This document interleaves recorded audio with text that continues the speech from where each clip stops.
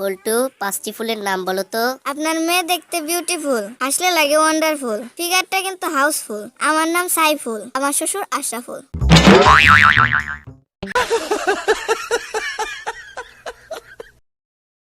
পানিতে বাস করে এমন 5টি প্রাণীর নাম বলো তো বল্টু। স্যার, ব্যাং। আর বাকি 4টা? আর ব্যাঙের বাবা, মা, বোন আর প্রেমিকা।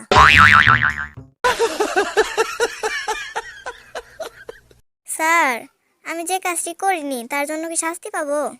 কখনোই না, যেটা তুমি করনি তার জন্য কেন শাস্তি পাবা। স্যার, গতকাল আমাকে যে পড়া হোমওয়ার্ক দিয়েছিলেন সেটা আমি করিনি।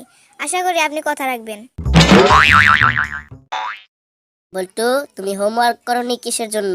স্যার, আমি তো হোস্টেলে থাকি, আপনি হোমওয়ার্ক করতে বলছেন, হোস্টেল ওয়ার্ক তো করতে বলেননি।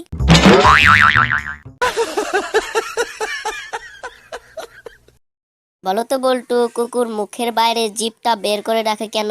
পেছনের লেজটার ব্যালেন্স রাখতে।